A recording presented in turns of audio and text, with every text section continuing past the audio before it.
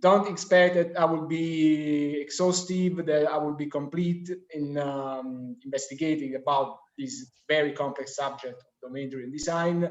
But my real goal is to provoke you to start a discussion and debate. So please, guys, if you enjoy this talk, feel free to reach me with messages, ask some question, discuss it. Yeah, I'm here to make new friends, actually. So now let's go straight to the point.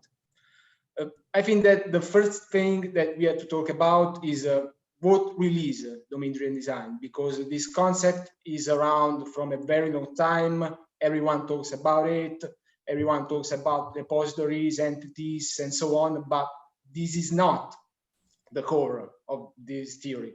The core is that we create software to solve problems, and they are real world problems. So the first thing that we should do is to understand the problem, to understand the domain, the so-called domain, and describe this the domain through a model, a conceptual model that can be translated in the code. And doing that, the domain-driven design suggests us to keep always a tight bound between the code that we write, the model that we describe, and the problem that we want to solve.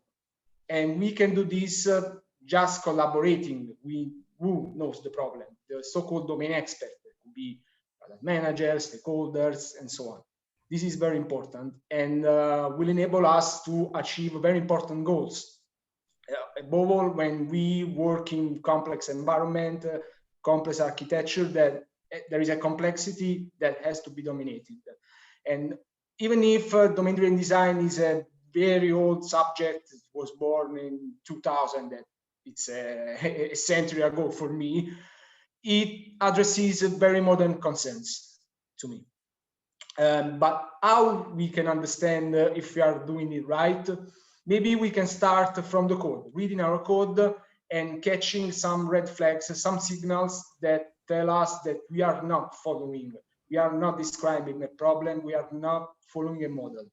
The first one, to me, I tried to find the 4 points. I will talk about just 2 because of time, of course.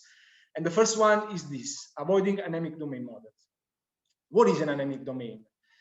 An anemic domain is when we describe our domain concepts focusing on data.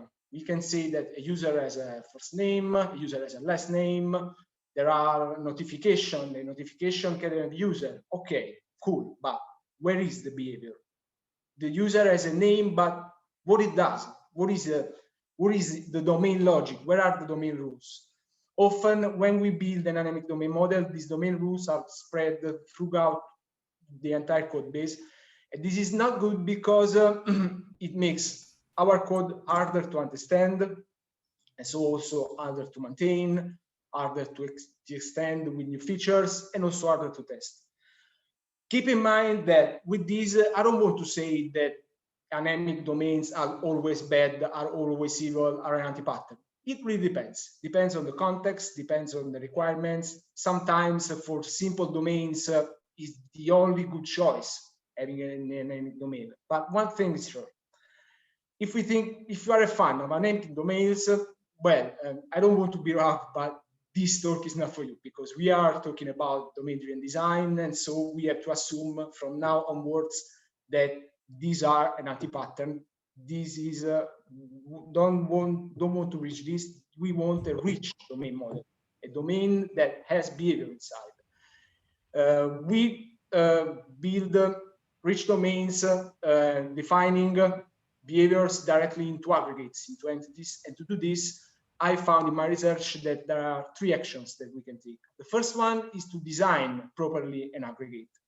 An aggregate, for ones who don't know, is imagine a bunch of objects related together that change in the same transaction. In fact, when we talk about aggregates, we talk about consistency boundaries. As more objects there are in this aggregate, more easy is to check invariance inside the aggregate.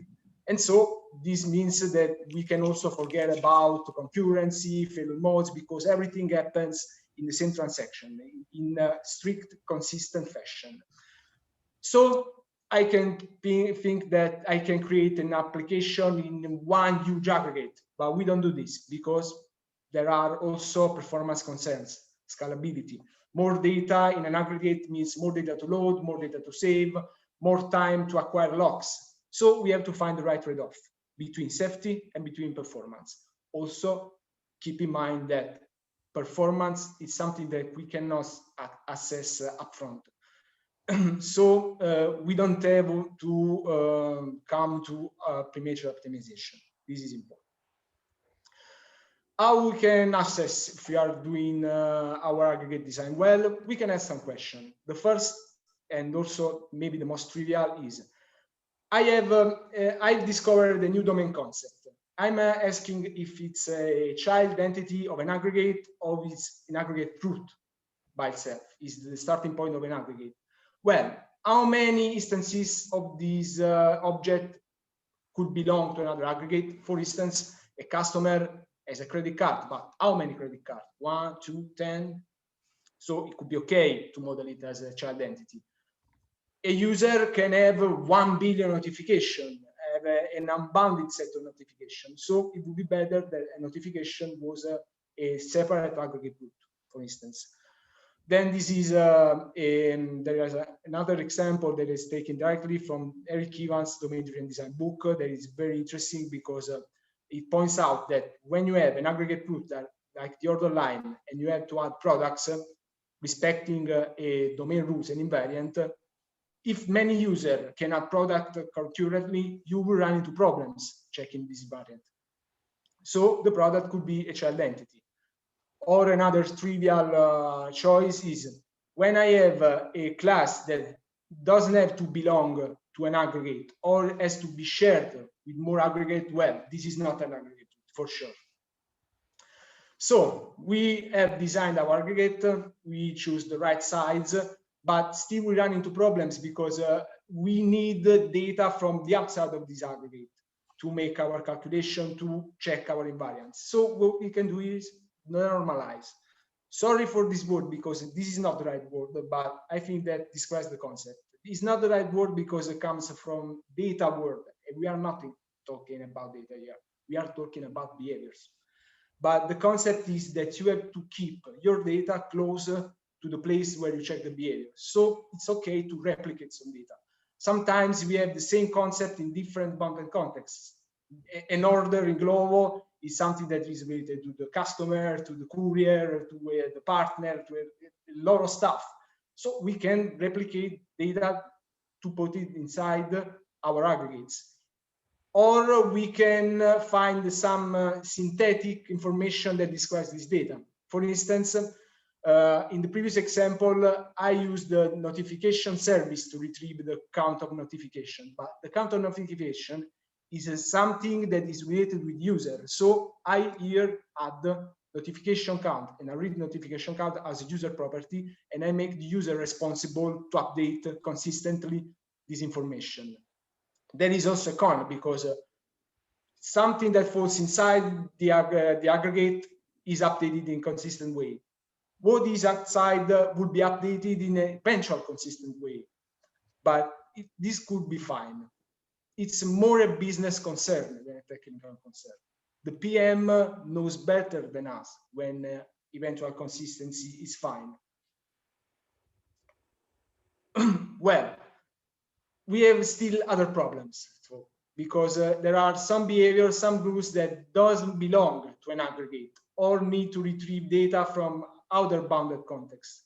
Here we can use a very overlooked button. That is the domain service. The domain service is not an application service because the application service is the facade of a piece of domain and is the starting point of the core application logic. The domain service is inside the domain. It's part of our ubiquitous language. It has something like, I don't know, bill calculator, distance between points. It's stateless because otherwise it would be an entity. Has no side effect in our bounded context, but it could have side effects on another bounded context. For instance, we can send an email from our domain logic, so we can invoke a domain service that is defined as an interface in our domain layer is implemented outside as an infrastructure layer. And when we send this email, it provokes a side effect on an external service. We don't care about it. We care just about our aggregate, our bounded context in the moment. So for instance, to mark a notification as read, I could need some data from the notification, an important flag. So I can use this, I can use the domain service to ask for data from the notification bounded context, if it's an external bounded context, or if the notification is in aggregate inside our bounded context, I can use a domain service to coordinate the two aggregates, the user and the notification aggregate. But still, see, I don't save the user in the domain service. I do it outside. And this could solve not only the issue or where to put domain logic, but also how to modularize our application, how to enforce single responsibility principle, because we know that single responsibility means one reason to change. And the only reason that domain logic has to be to change is to change the domain behavior, add new requirements. Not, for instance, I want to split an application into microservices and I have to change the domain. No, with domain service, I could do this because you see, I have a notification provider adapter that is connected with the notifications application service. I can cut this in two and I just re-implement the notification provider adapter without changing any single line of code into application core logic. That is always good. Now that we have a more rich domain, we still run into problems. So think about this case. We have our rich domain implementation of a cart checkout. We can load the aggregate of cart aggregate. We can call the checkout method that invokes all the behavior checks. We can save the aggregate, and then boom, everything explodes because we have to coordinate a complex business flow that involves many moving parts of our domain, many aggregates. And we are doing this just coordinating the workflow from a single point. And this also hinders what we did before because we have designed the fine-grained aggregates, but now with this implementation, everything falls inside one single big aggregate, distributed, disconnected aggregate, because we do this checkout method in one transaction. So it's like it was one aggregate. How we can solve this? We can solve this separating concerns, separating the entities between them and make them communicating between events. An event is a surrogate of a side effect. Imagine the cart changes something in its state and says to the outside world, hey, man, something is changed. Deal with it. I don't know what you have to do, but this is the right moment to do it. This is what events are. We send domain events directly from the entities, and we see also that Spring Boot, the technology that we use as a support for it, we can extend the abstract aggregate root class. And then what we expect is that when the entity is saved into repository, automatically events are triggered and are catched from event listener. And here, keep in mind that we also have freedom to change the consistency semantic. They could be synchronous handlers, asynchronous handlers. Of course, since we have to manage all in eventual consistent way, everything should be asynchronous. But sometimes, to be pragmatic, it could be also good to manage things asynchronous. We can also use events to keep communication between bundle contexts, between application microservices. And we also have to do it respecting the single responsibility principle without changing code here, but only here. There is a big downside in events. And this downside is that when we use events, we lose the way. We start creating many pieces of code that communicates together, but not in a clear way. That's why we have also to find tools to have a right way to design a system that is driven by events, an event-driven system. One of these tools is event storming. Personally, I love event storming very much because it's powerful, it's simple, and it's also fun. The idea of event storming is that you can collect a group of people that are engineers, that are stakeholders, PMs, domain experts, put them together in a room in front of a giant white wall with a bunch of sticky notes. Every sticky notes has a different meaning. You can see here domain events, command, aggregate. There is also this one policy. I'd love to have time to explain what is it, but I don't have time. And there is a facilitator then that starts asking questions. And with this question, people are inspired to attach those sticky notes on the wall, describing the behavior of the system from left to right, and every sticky node has an happened before relationship with others.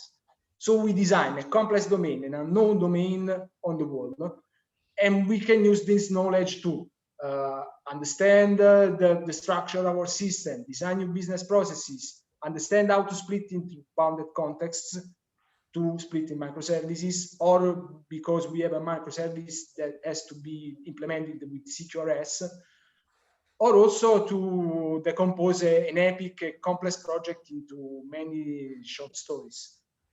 Well, I also suggest, if you want to try, if you're curious, to reach me with PMs, we can talk about it, and we can think to create a experimental workshop about event storming. How much time I have? -1 minute, but but you can take 1 extra minute if you want. Oh no, okay. Actually, I was good because there are also the 0.3, the 0.4, but I will skip that. If you are curious about it, if you want, we can do a second part or not. Feel free to decide, guys. Well, the third part was how to structure factories to create new aggregates and make sure that aggregates are created in not only created, but created in a legal state. The fourth is how to deal with the read side, because now we have talked a lot about how to change information, but it's important also how to retrieve information, and there are a lot of interesting patterns, such as the already mentioned CQRS, and so on. But actually, before to leave you, I would also suggest you some readings, because I think that fictional book, it's better to read non-tech books. But if you want to read some tech books, it is a list that I think it's very good to get a grasp of domain-driven design. Starts with the domain-driven design book, the so-called blue book, that is boring. It's very boring. So if you are bored, you can pass on the second, implemented domain-driven design by Bob Vernon, that is more practical. And then there is also building microservices from St. Newman that distillates the knowledge of the first two to make it work in a microservices environment. And then the 4 and the 5 are just papers, so you can read in an half an hour, but they are very interesting. Well, this is all from my side, or at least for now. Thank you for your time, guys. And I don't know if you have some question, we can move them into Slack channel, maybe. Well, yeah, we have one question in the chat, so if you want to take a look. Okay. Yeah. Where is it? I can say to you, don't worry. What implications could you see when it comes to testing in this modeling approach? What are the challenges in the end? What are the challenge to testing using DDD? We can divide our testing in the pyramid of testing. If you think about unit testing, the testing would be easier because we can, when we test a dynamic domain model, of course, often we test services and we have to take into account also the side effects that this component have. So we have to mock dependency. Unit testing on the aggregate routes, it's easier. But this means also that the tests are more isolated. So we have also to build upon a strong integration and end-to-end test policy, to me. Okay, so the question was made by Salvador Juan, I believe, only to clarify. I have one thing to say. So thank you for the presentation. I think it's very good. As you said, I think there are no DDD is good, but also dynamic models are also good for small projects and for other approach. I think it's not one size fits all. I agree with you. One of the things that I have attended in Barcelona was a DDD session. I don't know the name, but we had a session about event storming. And at that time, it was really good because we could discuss the flow of the events and sharing the knowledge about what the terms that we are going to use. It's very, very important. And I remember thinking about that being applying for Glovo, you know, with the PMs and discussing with the engineers to see what has the flow. I think it's a really good thing. It will take time, but I think it's good, like at the beginning of a new feature or a new something, to discuss the language and the events that we are going to have. I think it's good. Yes, to add some experience on that, the first time that I did it, I talked to my provider. I don't need it because I already know how the flow works, how the system works. Then at the end, I discovered that I do know nothing about the system. The picture that we had was completely different. So it's very useful. Okay, so thank you very much. Very interesting. Thank you very much. So I think we have more questions. We don't have any in the chat right now, but we might have more. So please refer them to the Slack channel that we have for that. Okay, I will answer with eventual consistency. Yes, please do. Cool. Okay.